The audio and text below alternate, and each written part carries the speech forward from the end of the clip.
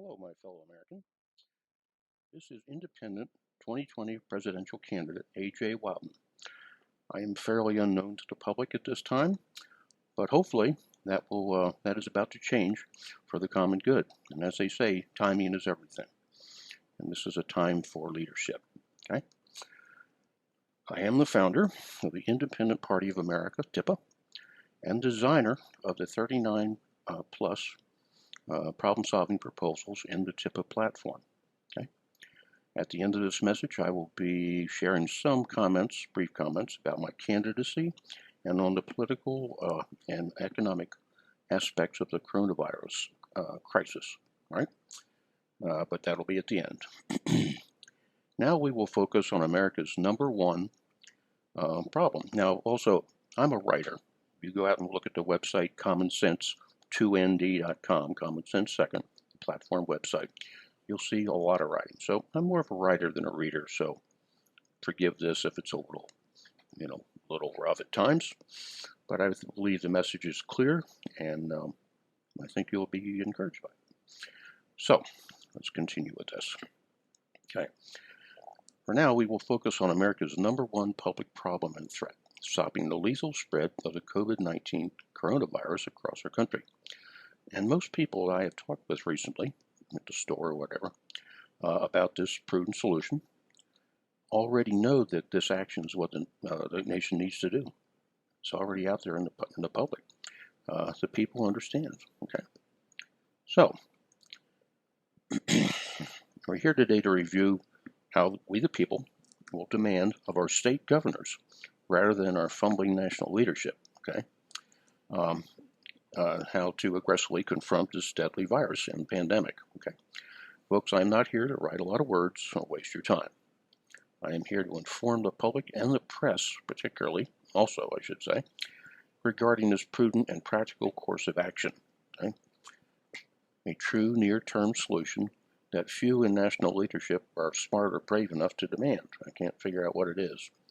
Thus, I am here to offer that plan and my leadership to get it moving, okay? To act presidential, unlike some people we know. What a concept. So now, let's review our short-term solution to the COVID-19 health crisis. It is surprisingly simple and straightforward, just as most practical problem solutions are. Now, our 50-state COVID-19 60-day mitigation event strategy. There's a title for you. Now, just as has been proven in China, South Korea, and Italy, the entire country must be in mitigation and be practicing strong and extreme, if you will, social distancing in order to have any hope of stopping this community spread, all right, of the deadly virus. All right. Most of us do not know it, but only the 50 state governors can order statewide mitigation event to be conducted in their respective states. Okay, the president has no control over that. Okay, thus starting this very week, I am challenging we the people to gently pound on any of our 50 state governors that are not getting with this program. It's already started in effect. All right, as well as challenging the press to ask any holdout governors what their problem is. Most of them will unfortunately be Republicans. I am a hardcore independent and I make good fun of both parties, and they both earn it. More on that later. The proposed and critically required nationwide 60-day mitigation event. Okay, it will begin on Wednesday, April 1st, okay? Right now. The following 60 days will allow 3 full 20-day cycles to elapse with the virus, okay? With anyone practicing, 60 days, start that over again. 3 full 60-day cycles to elapse, right? With everyone practicing social distancing to the best of their ability. That's it, okay? That's what we have to do. The mitigation event will then end on Saturday, May 30th, 60 days. Okay? New cases by the end of May, are expected to be at a minimum, and we'll be working through remaining hotspots all around the nation. right? But it will be down to at least that, okay? So, thus, by May 15th, okay, into the third of those cycles, okay, we will have an informed idea about our flexibilities and constraints at that point, where the virus is, how it's heading, okay? And we will adjust our plan accordingly and make certain that it focuses on the health and economic stability of our people, okay? Only this approach, with its targeted dates, will provide what I believe American businesses, small and large, and Wall Street, with a short-term timetable to help stage the ramping up of our struggling economy. Okay? Otherwise, the COVID-19 will continue to spread just like water flowing through our towns everywhere, and our economy will thus remain stuck in neutral. Now, that is an avoidable disaster we must address. And I hereby challenge the press, okay, to ask financial experts Jim Cramer and Maria Bartolomeo, sorry if I butchered your name there, Maria, for their opinions on this timetable and this approach. Okay, it is a predictable short-term pain, okay, that will do the most to free Main Street and its economy. Okay, Wall Street should grudgingly approve of this aggressive solution. It gives Wall Street certainty. And that's what Wall Street wants. They want to know, good, bad, or ugly, what's going to happen so they can plan on it. To be clear, business, national, and state leadership must fully grasp the public's bottom line when it comes to clearing the COVID-19 from all states at the same time. Okay? The message is this: parents will never decide to send their children to school or anywhere else when there is an active death threat, okay, to their well-being out there, okay? And frankly, my dear, parents do not give a damn about the Dow Jones Industrial Average when making that decision, okay? So please get it through your thick spreadsheet-driven brains in Wall Street, okay, that if you want this economy to recover, you will make it safe for kids and families to leave their homes and mingle freely in public spaces. That's the bottom line. Okay? That especially includes that specifically includes their going back to public, parochial, and private schools in August. If the schools can't open, neither can our economy. Okay? Think about it. That is not an idle claim. That is a plain truth. To say nothing of things like, simple things like football, baseball, NASCAR, soccer, basketball, golf on TV and on the golf course, hiking, all kinds of stuff. Life as we would like to know it. Again. All right. Now, here's something. The governors, okay? For some good news, thankfully there is a group called the National Governors Association. They meet all the time, okay? Even more good news is that Maryland Governor Larry Hogan is the chair of that NGA, the National Governors Association. Okay? And New York Governor Andrew Cuomo is the vice chair of the NGA. Both governors are aggressively leading their respective states and setting true leadership examples for the states to follow, and they are. I would very much appreciate meeting with Governor Hogan on this mitigation event. He is my governor, so I live in Maryland, and I live a little bit west of Baltimore City, out in the county. He is my governor, and today, March 30th, okay, he issued a stay-at-home order for the entire state, effective at 8 p.m. this evening. Okay, that is leadership. I submit that the NJA governors must immediately meet, discuss, and drive the April 1st to April 7th, as I'll explain, mitigation event. Okay, because as Winston Churchill once observed, okay, you may have heard this, you can always count on America to do the right thing, but only after they have tried everything else. We cannot afford to try anything else. Okay? We must be in 100 mitigation as soon as possible, if not immediately. Therefore, the active and committed participation by all 50 states and the District of Columbia in this lethal health crisis is involuntary and absolutely required. So where do we stand? Where do things stand right now? As of today, obviously not all 50 states will have joined this by April 1st. They haven't. You see the maps on the news. But as of the 30th, okay, there were already 27 states with statewide stay-at-home orders. Some fall, some harder, okay, and many others with partial orders, parts of the state, cities and such. That is a good start, but it must be all 50 states and with strong enforcement. Okay, good. Again, our task is to publicly demand, if not force, all 50 governors to be on board with this program by April 7th, 1 week. It's 1 week into the first cycle, okay?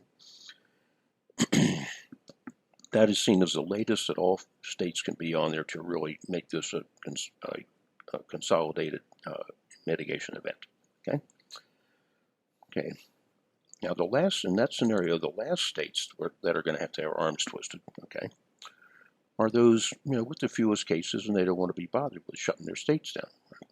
So they're the ones, again, with the fewer states so far, and those trying to avoid the economic hit that their state will take. Short-term pain, okay, and that on their part is very short-sighted leadership and will wind up killing more people in their state. So if they hang on to that, you can forget about re-election next time, okay? And a few Republican governors that will hold out, and there are a few Republican governors that will probably hold out, still wanting not to irritate Trump, fools. For example, the Florida governor that allowed spring break to start. He partly did that maybe to keep Trump happy with him. But there is the fact that Florida has no state sales tax and makes all of its revenue off tourism. So you wanted people on the beach spending money. That's the way it is. People's health and safety must be first priority everywhere. And I most certainly do believe that Dr. Anthony Fauci and other state professionals will loudly support this event schedule. When asked by the press, and the press needs to ask that direct question. Nothing else, okay? Especially when they're standing in the White House daily briefing room, okay, with the liar in chief standing there and needing to protect themselves from his fragile ego, okay? Fauci will likely declare that we needed to do this weeks ago. It's not a month or so. Also understand that there is no let it run its course program, okay, which is the Trump program right now. Just let it run its course. It'll be fine, Anyway, but again, there's also no let it run its course scenario that doesn't wind up lingering into the summer at least. Think about it, okay? And it will certainly kill countless thousands more innocent people. We need to prevent that, okay? The let it run scenario could well take this recession that we are in case you didn't know it, okay? We are in a recession right now, and could drag us into a full depression if the wrong or no decisions are made at this time. We have to kill this thing, right? So what happens if we cannot force the national mitigation to start in early April? I believe that after a few more weeks of increasing horror in the hospitals, okay, across the country, and the thousands of people dying as they are as we go through April, all governors will finally join them all governors will finally join the mitigation event, okay? And that could still possibly form up in the month of April, okay? And things would just track back in a few weeks. But you have to have that 60-day period, okay? So that is our practical and aggressive strategy that will work to contain the unavoidable and horrific carnage that we're getting from COVID-19, okay? It is a predictable 60-day hard mitigation exercise with expected hotspots at the end of the ordeal, okay, to be dealt with effectively. We can do that, okay? Thus, the COVID-19 60-day mitigation event will technically end on Saturday, May 30th. Okay. And again, there will certainly be some hot spots, and we can expect that, but it'll be minimal. Okay, the new cases will be down. Okay. Therefore, with that strategy, on Sunday, May 31st, the 61st day, Memorial Day, we will be pretty well on the other side of this deadly crisis. That's the expectation. Okay, and be in the best status to then rebuild our shocked economy. Okay, be clean. That is our only short-term approach, everybody. There's no other way, quicker way around it or through it. Okay. Then prayerfully on Sunday, March 31st, maybe we could all go to church. That'd be nice. Okay. Okay. So that is our mitigation strategy, and it will work if we work the plan, okay, religiously with social distancing. Okay. Now, I have a few more comments, so I think will be of interest to you. So hang in there a little bit more, and we'll see what it is. The press is challenged. Now, allow me to tell you why I am speaking out at this time of national crisis. It is simply because leaders need to lead. Okay? The historic pandemic demands strong leadership and project management skills at the highest level, which are things that Trump does not have. And he hasn't done the next best thing, given that over to a project manager, like one of the generals that ran this thing in New Orleans when Katrina hit. All right? He hasn't done that. It's beyond him. Okay? But such project management skills, that experience and skills are what I bring to this national challenge. 35 years in the computer business in D.C. Okay? Please understand that Trump, okay, as far as I'm concerned, and a lot of people are concerned, the truth is that Trump is already a lame duck. Right? He was a lame duck before the virus got here. And with all the damage he's caused from that, his being reelected in November is a joke. So this whole if I get really fortunate and people look at my platform, especially the cost of living things, are going to be very helpful. I could run a viable campaign here now. The nice thing is this coronavirus, although it's a terrible, terrible thing, has pretty much leveled the playing field when it comes to talking to constituents, talking to people, because nobody can go talk to anybody. So we're all going to be on the internet like this. So anyway. So again, Trump is a lame duck, and Trump is the epitome of an anti-leader who routinely causes more problems than he ever tries to fix. And he will go down as the greatest, worst president in American history. Okay. I asked the press to challenge both Joe Biden and Bernie Sanders, okay, along with the 535 members of the U.S. Congress. Asked why they have not been screaming for this 60-day mitigation process, especially when we all know that Dr. Fauci, okay, supports it. Okay, as they say though, there's no leadership like no leadership. There we are. And what is leadership? Leadership is being ready and very willing to take charge in moments of real crisis and provide sound judgment every step of the way. That's what I'll do. Right? I'll help the mayors out. The governors out. As for me, I am an independent candidate for President of the United States. Right, like I said before, I'm the founder of the Independent Party of America, DIPA. My campaign supports the TIPA platform, okay? And that platform, okay, there's 39 plus proposals, problem-solving proposals, were designed by me to be acceptable to at least 60% of the population, okay? Now, those 27 of those 39, okay, were published in my 2008 book, 700-page book, The Second Coming of Common Sense, okay? So they're in there.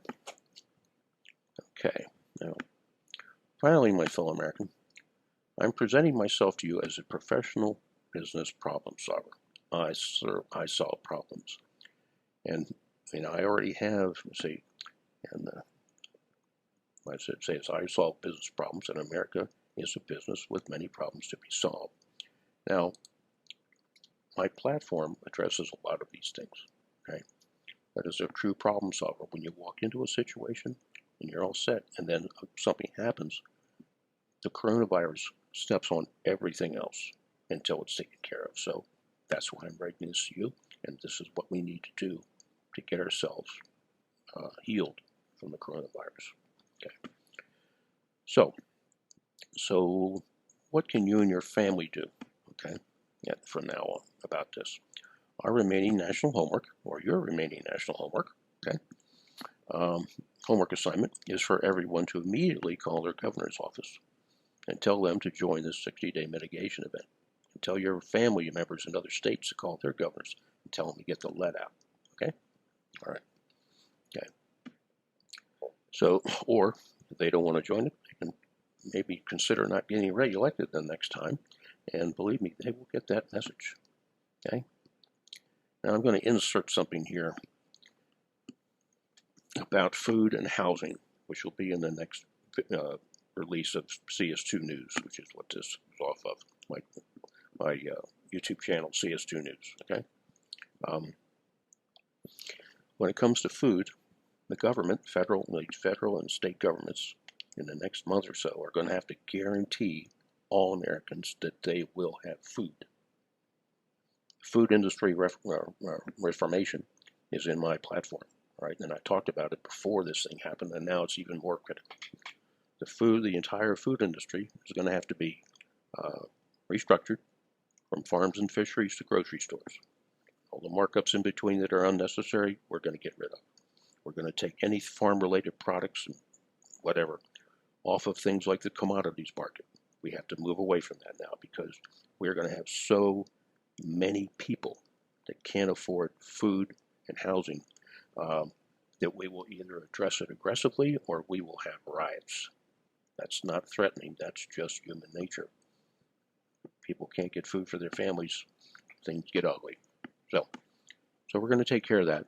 And longer term, what I'm getting to is that most grocery stores are going to turn into commissaries, food commissaries, right? We're going to slowly go across that industry over the next few years and buy out stockholders. And food will become available everywhere. No more food deserts, okay? And we'll just make sure everybody has food. Now, the second thing is housing. And this is where the governors are going to have to step up and make things happen. Because if the 50 governors are going to have to start acting like the White House, right? Coordinate things, right? And they're going to have to do a better job working together than the Democrats and Republicans in Congress, okay? So what I believe we need to guarantee everybody, and I mean guarantee everybody, right? Some people couldn't make their rent or mortgage payment in March because it started out west and they were affected first.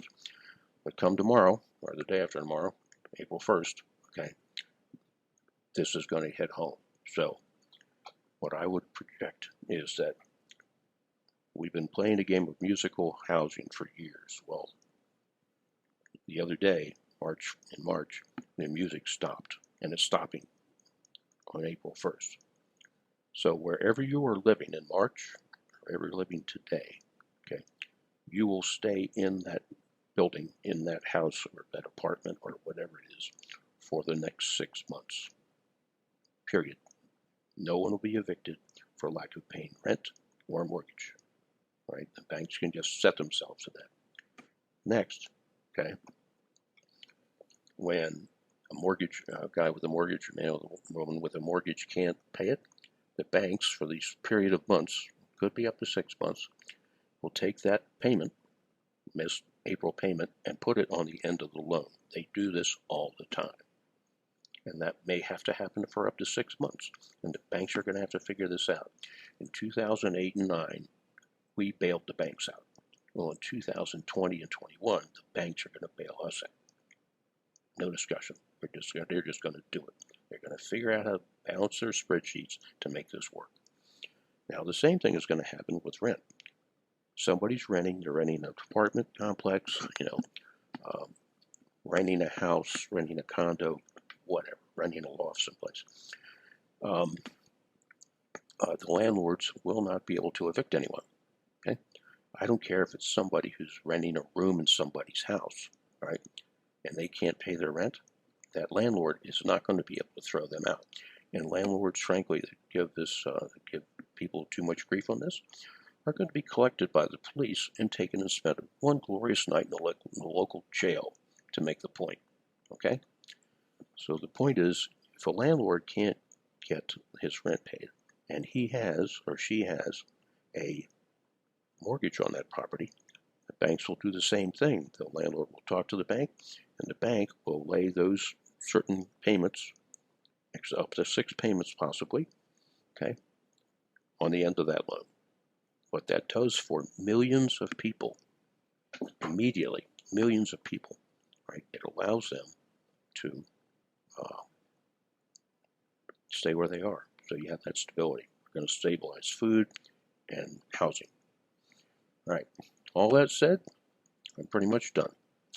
Finally, we could all call our dysfunctional leadership and say, and I quote, "We are all mad as hell, and we are not going to take it anymore. They got to solve our problems." Okay? And with that, I say, let's all go get our governors working together for the common good. Okay. And as I was going to say, my next postings will go into more detail on the food and housing issues, right, which is very important. Okay. So I very much thank you for your time and interest. This is longer than I wanted to, but I believe it's all worthwhile. Please pass this on to everyone you know. Please, I would hope that this somehow could go viral, because that's the level. Funny is, Rachel Maddow was talking about this. Actually, today is the 31st. I caught a little bit of Rachel Maddow last night, and she was actually wondering why no one has done this yet. Why Congress hasn't done this yet. So here it is, Rachel. Okay. So everybody, please be safe. Practice your social distancing. Take care of your elderly relatives. Okay, keep them safe. So you take care of yourself and your family. You take care.